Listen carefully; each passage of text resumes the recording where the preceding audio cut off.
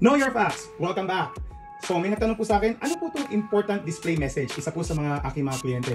Lumalabas po ito pag ang phone niyo po ay papalitan ng display starting from the 11 series, 12 series, 13 series, and 14 series. Tanong po ba dito is naloko po ba ako ng aking repair shop? Hindi po. It doesn't necessarily mean na may lumabas pong ganyan ay na-scam na kayo. Regardless kung third-party display or nanggaling pa sa ibang iPhone, yung mismong display po at nilipat po dito sa mga phones na to, lalabas po yan. So, dalawa po ang workaround para po hindi po ito lumabas.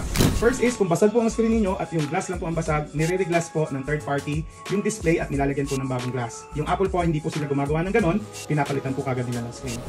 Next is, ito pong original screen, kukunin po nila yung chip, ita-transfer po doon sa display po, kasi po nandito po yung encrypted information na naka-pair doon sa phone niyo po. Okay? Sa Apple po, ang ginagawa nito is, pinapalitan po ang screen at nilalagyan ng bagong screen. At ang wala po ng third party ay ginagamitan po nila ng tinatawag na system configurator. This is a software na magre-reprogram po ng phone para ma-serialize po ulit yung bagong serial number doon po sa phone. So ang meron po nito is Authorized Service Center at Apple Store po. Pag ang Authorized Service Center po na pinuntahan ninyo ay hindi po yun na ginagawa, ibig sabihin hindi po sila Authorized Service Center. So katulad ko po, third party po ako. Usually, I tell my customer na lalabas po talaga yan, magsistay po siya dito sa settings, and then pagpunta nyo po sa about, may lalabas po na unknown part po. And that is okay. It won't hinder po yung brightness, it won't hinder the quality unless mumulahin pong screen ang ginamit nila. So yung nandito po sa right side ko is an iPhone 12 and yung nasa left side po is iPhone 13 mini.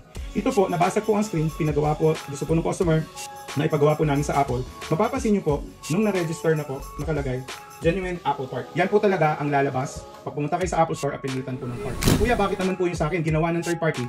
Walang lumabas na ganito. Kasi nga, either ni-reglass nila yung screen ninyo or itin-transfer po yung original chip ng original display papunta po doon sa third-party display. Regardless, kung hinila pa nila yung screen na yon galing sa original na phone na iPhone at nilipat dyan, lalabas po talaga yung unknown part. Yun lang po ang two exceptions, reglass at transfer po ng chip. Nagtanong po ulit, okay po ba kung papariglass ko po or papapalitan ko, patatransfer ko ng chip? Okay naman po. Based on experience lang po, kung hindi maayos ang pagkakagawa ng pagkakariglass, later on po mapapansin niyo na meron po mga touch issue na mangyayari. Though, wala nang pong magiging problema kung ang naging ano nyo po is hindi kayo nagka-problema even a year, and that's good. Pero usually po yun po yung na-encounter ko.